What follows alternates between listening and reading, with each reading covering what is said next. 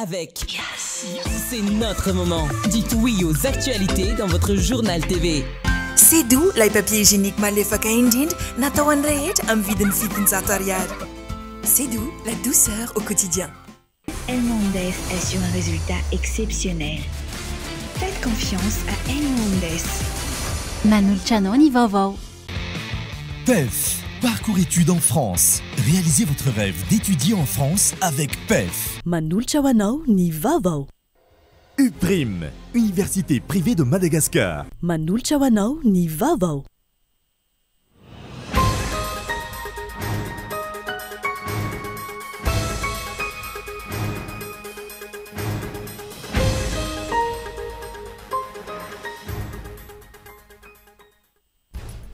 Tontosateny mahazo arivo androany ny famindram-pitantanana teo amin'ny Prime Ministre teo aloha ny Général Zafy Rufin sy ny Prime Ministre vaovao Rajaonarvelo Eritsalama. Namoany Interpol notice rouge Imam Ravatomanga araka ny angom-baovao natao ho fanairana fampahafantarana ireo firenena rehetra dingana izay ho fampiarana ilay didy fampisamborana iraisam-pirenena hoy ny Bailalana. Misy tsigadra politika ireo navoakan'ny fonja tatoato hoy ny fanambarany Transparency International endrika isehony tsy maty manota ka tokony hojerena akaiky. Azo atao ny manarina ny orinasa JIRAMA ny syndicat ny mpiasa ary laharam-pameana amin'izany ny fanovana ny rafitra izay napetraky ny fitondrana teo aloha. Maresaka iraisam-pirenena mandalo krizy-arabola ny firenena mikambana amin'izao ary mety hiditra fatiantoka lehibe raha tsy mahefa nilatsa-kemoka ireo firenena mpikambana ao aminy tsy fampiana izay tafiakatra hatramin'ny 5.30 tapitrisa $. Ary avy hatrany ny andindininy mahakasika ireo.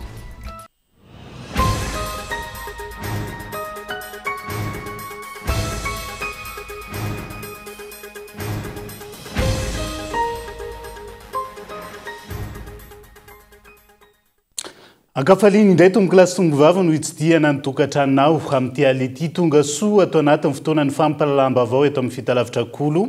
Manasa anao ihany koa anaraka ny antsy prian'izay hoe tsika manokatra ny fiarahana amin'ity ala ity. Tontosa teny amin'ny lapam-panjakana mahazo arivo androany ny famindram-pitantanana teo amin'ny Prime Ministre teo aloha. Ny Général Zafy Rufin Fortuna dimbososiny Prime Ministre vaovao Rajaonarvelo Eritsalama. Naneo ny finiavany hitondra fanatsarana ho an'ny Madagasikara ny Prime Ministre vaovao nandritra lateny nataony teny an-toerana Entsora Soarimalala. Totosa tamin'ny fomba ofisiely androany teny amin'ny lapam-panjakana Mazoarivo ny famindram-pitantanana teo amin'ny Prime Ministre teo aloha ny Général Zafy Rufin Fortuna Dimso sy ny Prime Ministre vaovao Rajaonarvelo Eritsalama.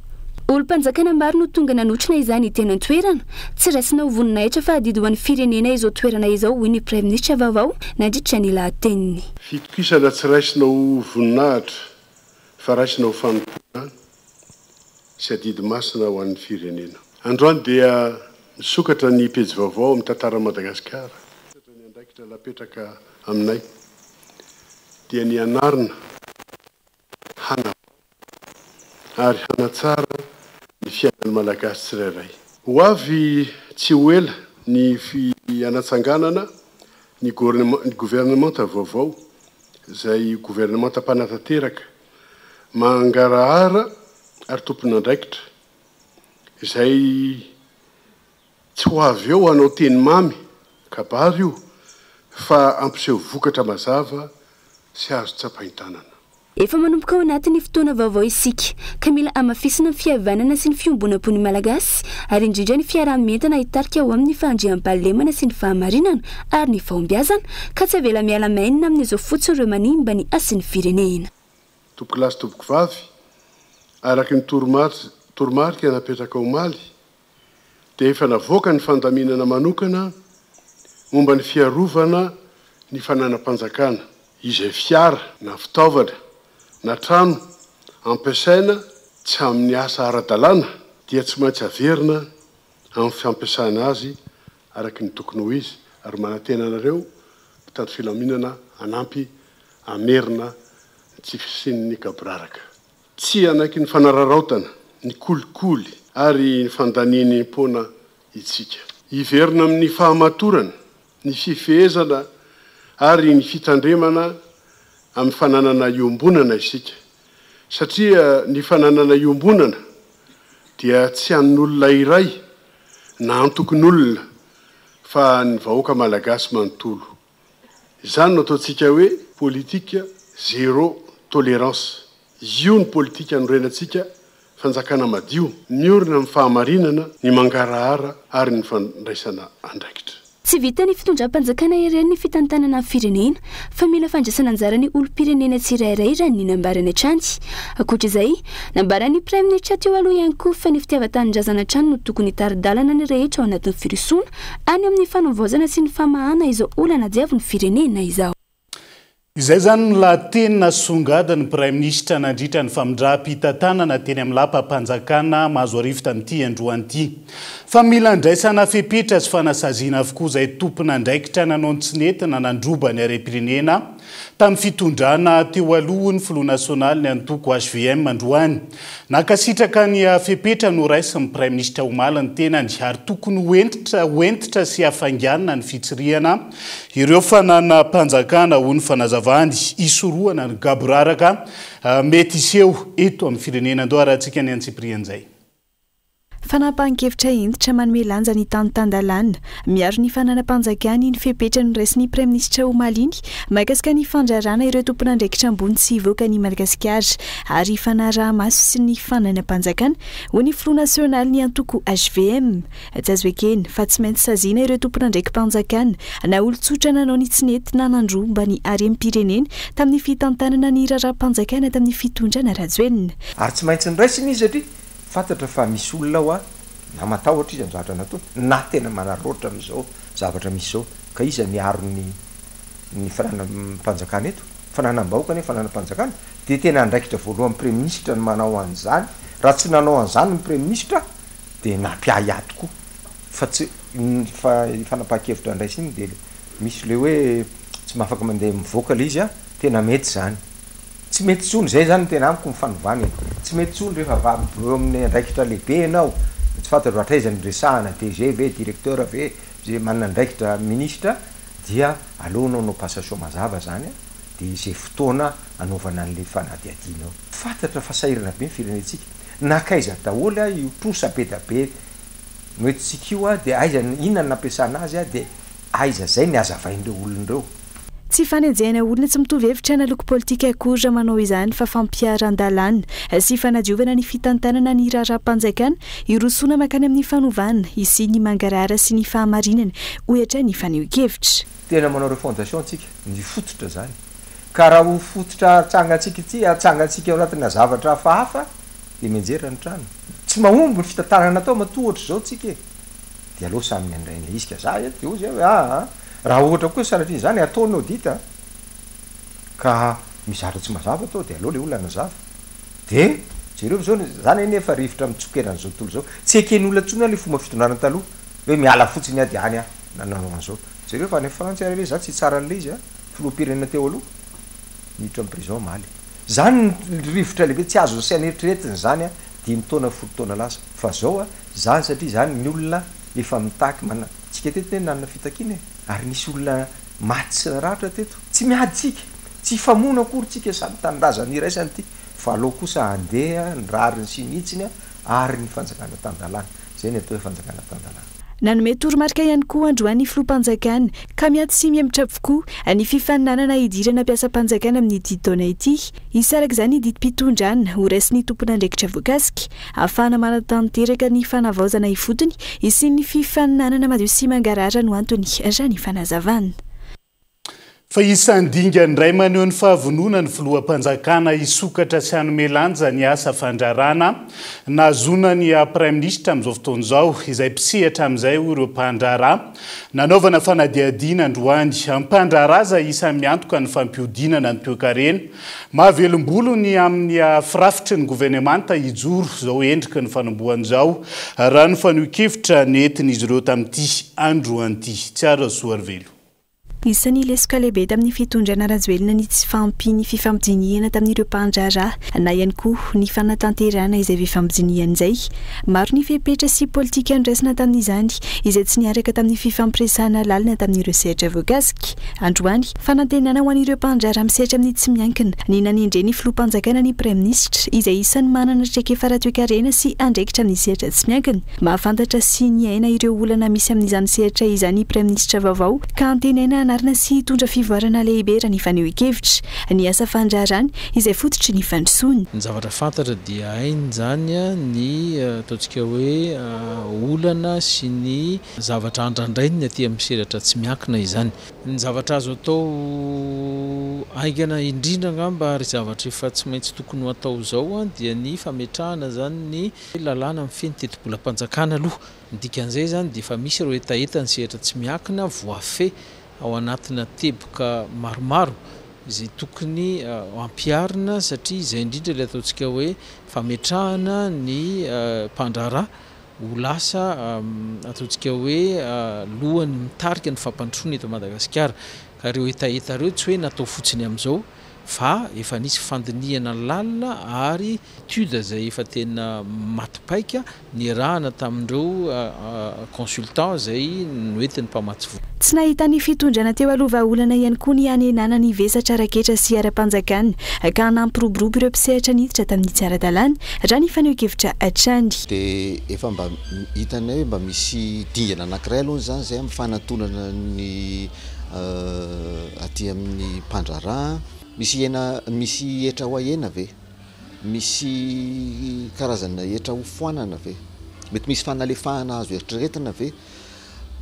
Ezaka izay va aty amin'ny sehatra tsy miankina hitondra ny tolo-kevitray fampidinika amin'ny fanjakana amin'izay azo atao amin'ny lafiny araketra.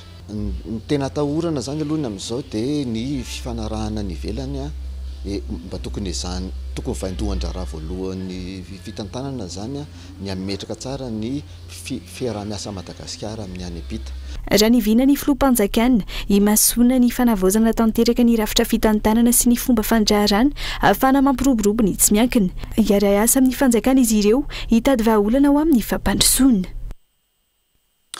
Izay ny faneho-kevitra samihafa mifandraika amin'ny fanendrena ny Prime Ministre lehibe ny gouvernemanta fa misy tsy gadra politika ireo navoaka ny fonja tatoato ny fanambarana nataony teo anivony Transparency International endrika isehony tsy maty manota sy ny famerenana ny fahadisoany fitondrana ny fandimy zany ka tokony hojereny ny tompon'andraikitra akaiky raha ny faneho-kevitra nentin'izy ireo tamin'ity andro anty ny antsiprian'izay.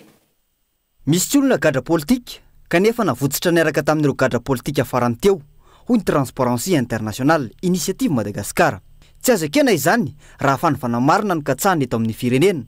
Arak'izany maneho ny ayainy manoloana ny tranga famitsorana gadra tsy ara-dalàna ity firaisa monim-pirenena ity. Matoy ny olona tsy gadra politika donc tsy misy antony tokony ivoany eto iriaria araka amin'ny olombelona rehetra fa mila mamita ny saziny izy fa ny image omentsika amin'izao fotoana izao dia lasa imagena firenena izay manao gaboraraka mamoaka olona tsy tokony ivoaka ary mila sérieux tsika ary mila saro-piaro amin'izay haja-pirenena izay satria tsy afaka ataontsika ohatr'izay foana hoe eo tsika miady mafy mba ho tapitra ny fomba fanao taloha dia averintsika indray ilay izy amin'ny fomba tena hoe tsy mazava.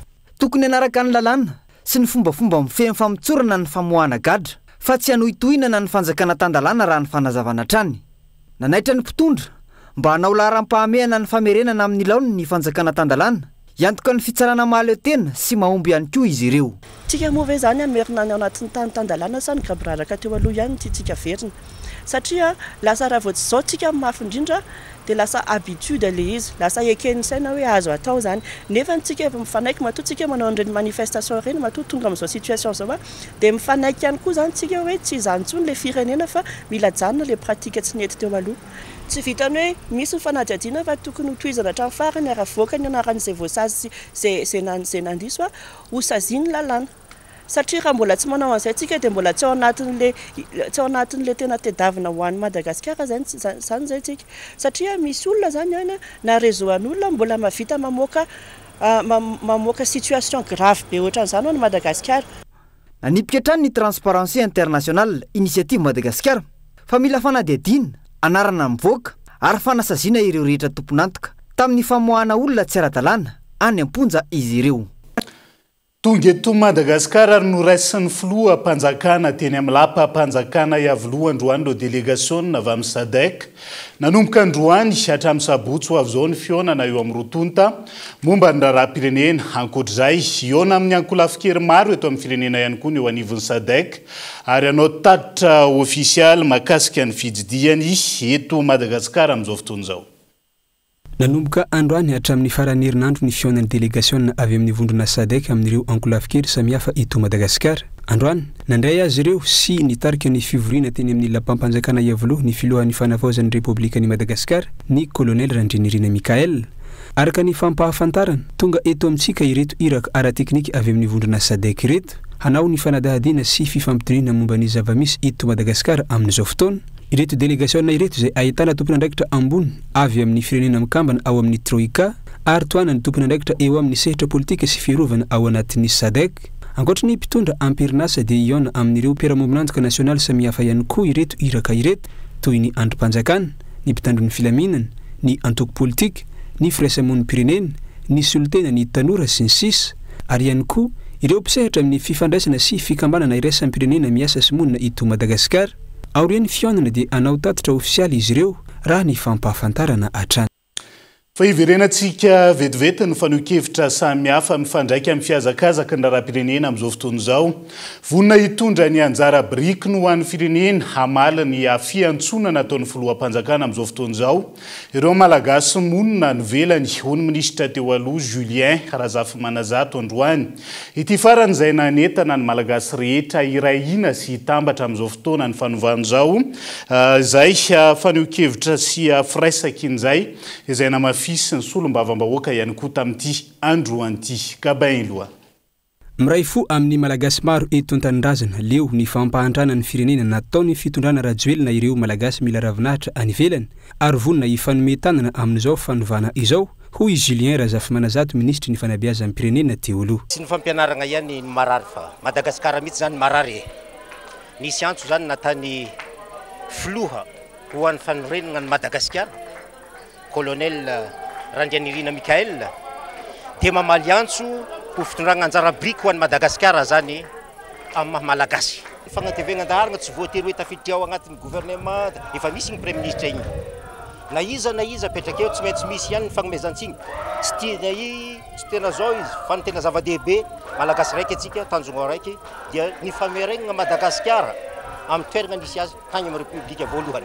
Isika malagasy rehetra no miray hina mitondra zay anjara biriky afahana mamaha ny olona eto Madagasikara. Be dia be ny tsy fifankazahoana nisy teto Madagasikara. Ary tsy voazao zany fa hatramin'ny tagno efa maro ifandimby anjaran'ny Madagasikara, anjaran'ny malagasy tsirairay mitondra zay vahaolanga zay ho an'ny firenena, firaisankina hiadintsika amin'ny fahavalo-iombonana dia ny fahantrany Madagasikara. Ankoatr'izay, tokony homelo sy homalina ny fitondram-panjakana manoloana ireo te hamingana sy andrava ny ezaka ho fanavotam-pirenena hoy ny solom-bavambahoaka. Rehefa anao sy manana andraikitra koa fotsiny amin'ity fanjakana ity koa na hoe anatin'ny zavatra nandrenanao, rehefa sy anatin'izany anao dia tokony averinao fananam-panjakana, fananam-bahoaka io zavatra io. Fa zavatra ataoko amin'ny président koa dia zao asa mandrimandrimanana rehetra satria mbola matanjaka ny communication rehetrarehetra reo io olona zay teo taloha. Ampiresin'izay salamin'orita mbola betabendrasa magaiky ny olona rehetrarehetra reo. Zay aloha asafiananao fa miaro amin'ity régime ndesin'ny colonel ty Mikael ty zany zahay. Miaro an'io zato-sanjato zany zahay. Indrindra ny tenako zany. Miaro anao satria hitako zany fa hoe legaly amiko loatra fa nekeny ACC. Dia PM zay tendreny koa zany accepteva koa satria zany no sineny io. Araka ny fanehoan-kevitra azo tamin'ny androany ity, fotoana izao tokony hitambarany samy malagasy ahatongavana amin'ny tanjona iraisina dia i Madagasikara tsara kokoa ho an'ny malagasy sy ny taranaka. Fitaterana nabakabaka tsy manana trosa amin'ny ADMA zany ny Ravinala Airport SA araka ny fanambarana navoakan'izy ireo tao amin'ny tranokalany manana solitena ao amin'ny filakevim-pitanitana ny Ravinala ihany koa ny ADMA ka afaka mandray anjara amin'ny fanapahan-kevitra izay misy hoy ny fanambarana andao rahantsika ny antsiprian'izay.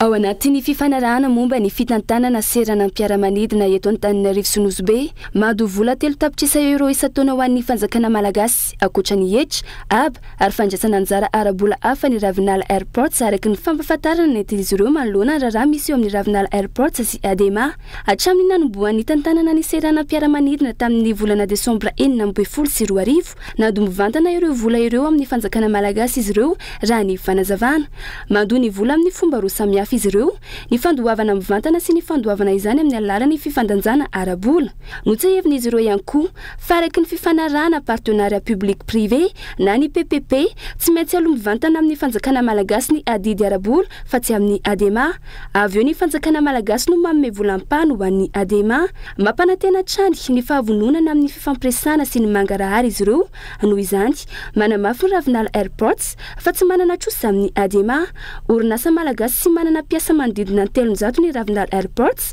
ka malagasy avokoa ny 890 amin'izy ireo izy no nahazo fitantanana ny serana mpiara-manidina iraisam-pirenena Antananarivo sy Nosbe taoriny ny fanaovana tolotra iraisam-pirenena nataon'ny fanjakana malagasy ity fifanarahana ity dia vokatry ny fiaraha-miasa amin'ny sehatra tsy miankina sy ny fanjakana malagasy ary ireo mpampiasa vola toy ny Meridiam sy grupy ADP miaraka amin'ny fiaraha-miasa amin'ireo fikambanana iraisam-pirenena toy ny banky iraisam-pirenena sy ireo maro samihafa tamin'ny volana Desambra 2012 Ravinala Airports dia nandray piasa raiky amin'ny 50 avy amin'ny ADEMA rehefa nafindra tamin'ny fitantanana ny serana mpiara-manidina avy amin'ny fanjakana malagasy hatramin'izay dia nampiasa vola mitetina 830 tapitrisa euro ny orinasa ao amin'ny fanavaozana ny fikojakojana ary ny fitantanana ireo serana mpiara-manidina rotota raha ny fanazavana manana solotena ao amin'ny filan-kevim-pitantanana ny Ravinala Airports ihany koa ny ADEMA ka afaka mandray anjara amin'ny fanapahan-kevitra sy ny fanaraha-maso ny fandoavana sy fandraisam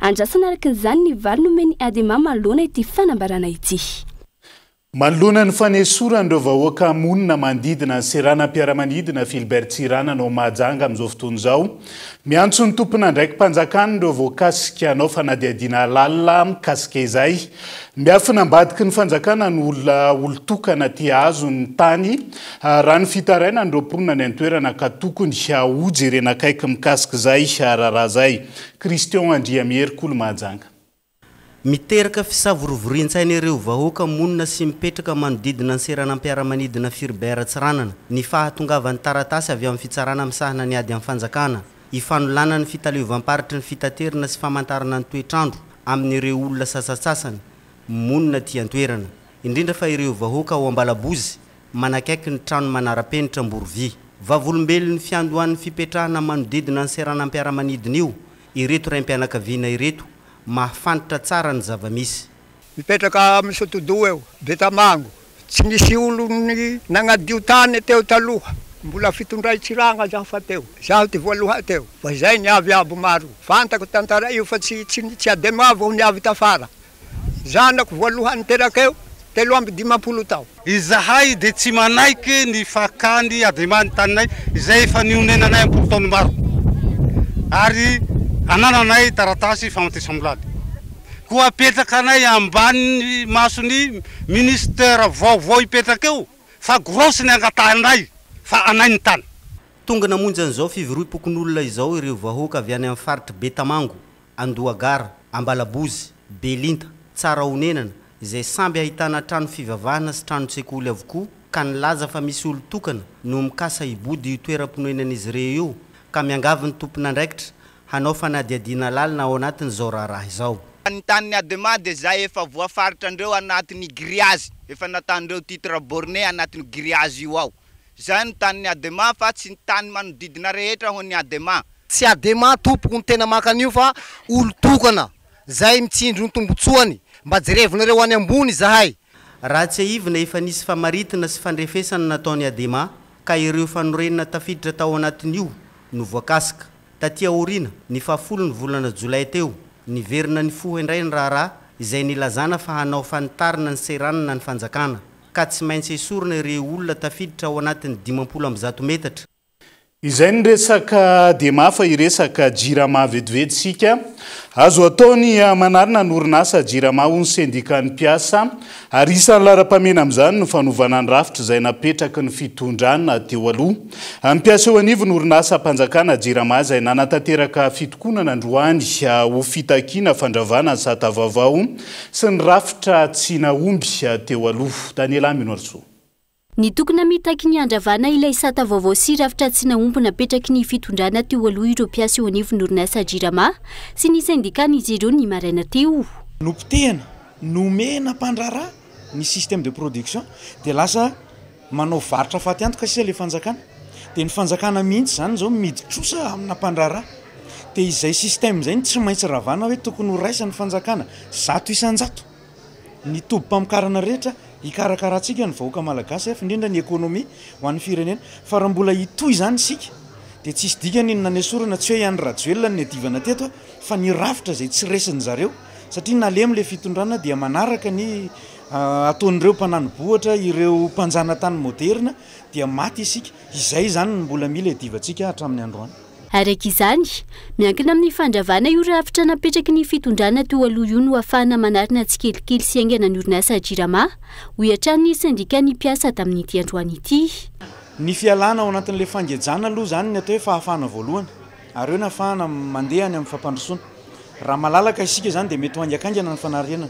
Raha ohatra kosa tsika mbola teriteritery dia mbola ho lava zany ny fanarenana satria ny fitondrana rehetra tao anatin'izay 30 taona izay dia niteny daholo fa hampandroso na ny Madagasikara hanariny any jirama hanao izay hanatsara ny jirama fa tsy afaka isika izany hoe rehefa mbola eo ny tery sy ny tsindry dia mbola sarotra ny teny hoe ho avitra ny orinasa jirama fa raha miaraka kosa ny fitondram-panjakana hiaraka amin'ny teknisiana ny jirama haingana kokoa isika amin'ny fanarenana azy io everiko fa mifanontanianareo hoe ho foana ve ny délestage azo foanana ny délestage fa miankina amin'ny volonté sy ny décision politique. Na eo aza ny fitokonana, misy ny service minimum ho fandrindrana ny famatsiana jiro sy rano ho an'ny Antananarivo sy ny manodidina ho iatrany ireto mpiasa eo anivon'ny orinasa jirama ireto. Eo anatrehany zava-misy diavin'ny firenena amin'izao fotoana izao mila apetraka aingana ny tondrotra ny programa ny rafitra izay ahitan'ireo manam-pahaizana isan'ny tokony eo ambany fifeheza amin'ny Prime Ministre hoy ny teo anivon'ny KMF Konoe fanabeazana olom-pirenena androany hiandraikitra manokana ny fanovaozan-drafitra eto amin'ny firenena. Eo koa ny fakakevitra miainga avy ny fotony mila atao aingana ny fitsirihana tsy misy fitanilana ny fitantanan'ireo andrim-panjakana sy ministera ary avoaka mangarahara ny vokatra izay andao rahantsika ny fanampanazavana. Fa hoy izay hoe fotoana izao ary raha tsy vitantsika amin'izao tsy vitantsony. Fotoana izao anitsinan-drafitra, fotoana izao ifampiainoana. Ary eto izay dia miantso ny manam-pahaizana indrindra ireo juriste, indrindra ireo publiciste mba hanolotra ny tenany ho an'ny tanindrazana, hanolotra ny fahaizany ho an'ny tanindrazana ka handray anjara mavitrika amin'ny fanitsehan-drafitra izay misy eto. Na tetsika na sy tetsika tsy maintsy ny mpahay lalàna ihany no hanoratra ny lalàna amin'ny farany. Fanitsehan-drafitra no atao eto dia rafitra zany izay soratana ka hoentina any amin'ny raha-pirenena le izy dia tokony hipetraka ao amin'ny rafim-panjakana ny rafitra izay hitatana azy ka ny fandraisana ilay fampienoana fandraisana ny hevitra dia miainga avy any amin'ny commune.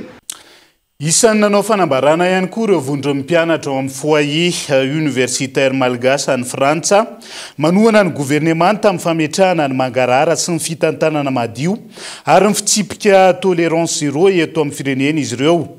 Mampirisika ny fitondrana vaovao ireo mpianatra hamongotra ny kolikoly ny fanararaotapahefana ary ny tsy maty manota.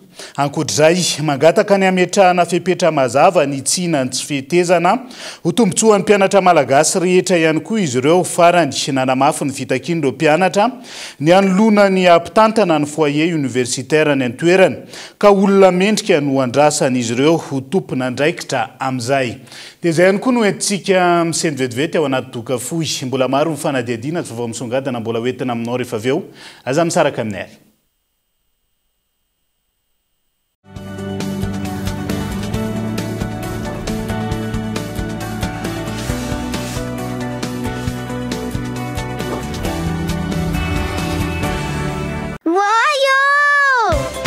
mamiratra fidiran'ny mpianatra amin'ity e arareo mibalika homme 40 plus mandeha amin'ny herin'ny masoandro misy jiro LED matanjaka afaka mamahana finday balika homme 40 plus manomboka 700 ariary isanandro fotsiny sady lera hotelo alariary mipetra-bola voalohany nidina 219 000 ariary monja kosa vidiny raha aloha indray mandeha misy fiantonana roa taona balika mamiratra no avoka salame anaovy papier hygiénique amin'ilay tsara nefa mba azo azo ny vidiny azafady misy amin'ilay mety aminao mihitsy ato ilay papier hygiénique vaovao sedo malefaka tsara kalitao nefa 700 ariary fotsiny ny vidiny tsara kosa zany a neny lany papier tia e ampiasao ny papier hygiénique vaovao sedo double épaisseur manadio koko mitroka tsara amin'ny malefaka be nefa 700 ariary fotsiny Sedou, lay papier hygiénique malefaka indrindra natao an'ny rehetra amin'ny vidiny 700 ariary. Hitanao any amin'ny faritra mahazatra anao. Sedou, la douceur au quotidien.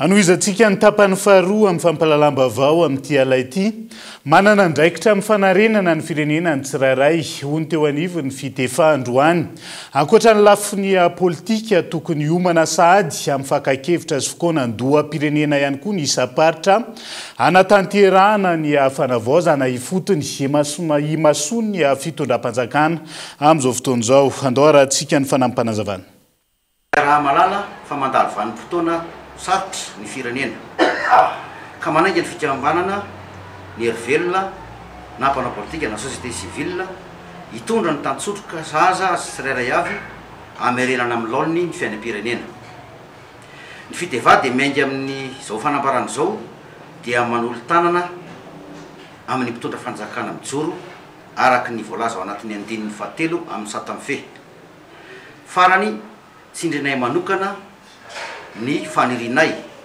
ho rafitra fakakevitra amin'izay fanapahana mifandraiky amin'ny fitantanana ny faritra vakinakaratra manokana. Anoizatsika ny fampalalam-bavao tsy mbola lefilaza ny tontolo ny famakina boky raha ny hita amin'izao fotoan'izao na eo aza ny firoborobo ny fanatontolona ho ny profesora Ranjatoery Arilala afahana mamela vakoka ho an'ny taranaka teoriny nanolotra sy namoaka ireo boky sanganasa literera miisa telo izay nosoratany androany ny profesora Ranjatoery Arilala izay nampitondrany ny lohateny hoe hitadiavam-bady dadatoa tandindona ary Julie Marie andao rahantsika ny fanampanazavana mikasika izay.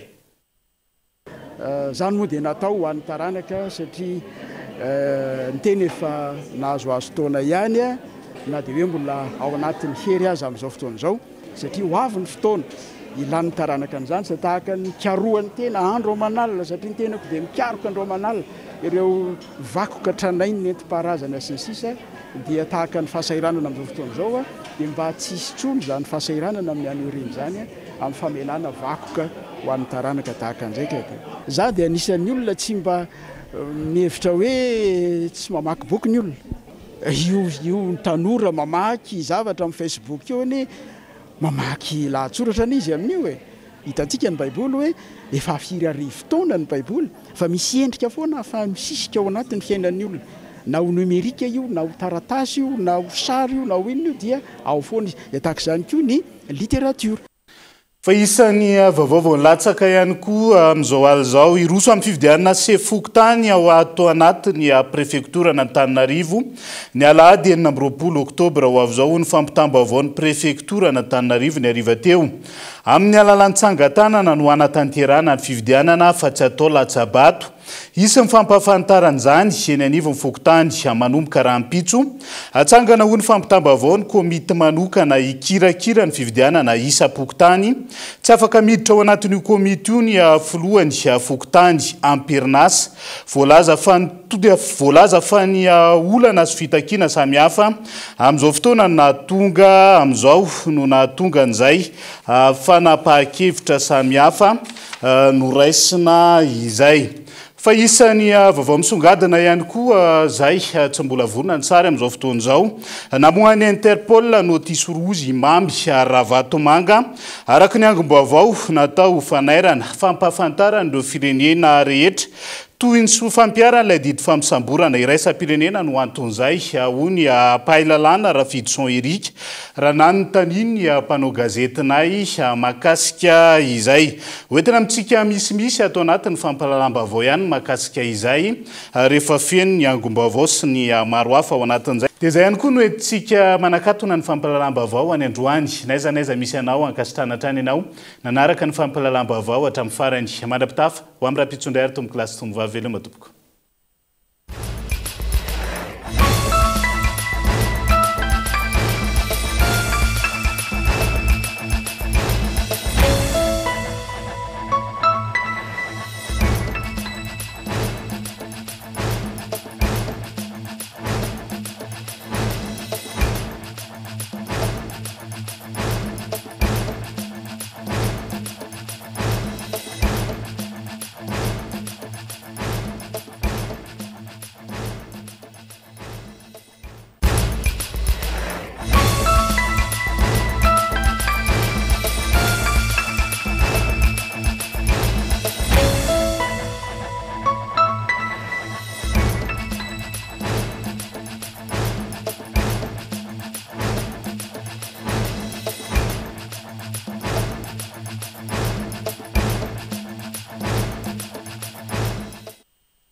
C'est doux, les papiers hygiéniques malefaka indrindra natao an'ny rehetra amin'ny vidiny fitonjato ariary. C'est doux, la douceur au quotidien. UPRIM, Université privée de Madagascar. Nanolotra ho anao teo ny vaovao. Université PEF, parcours études et formations. Nanolotra ho anao teo ny vaovao. Elmondes assure un résultat exceptionnel. Faites confiance à Elmondes. Vous a présenté ny vaovao. Avec Yes, c'est notre moment. Dites oui aux actualités dans votre journal TV.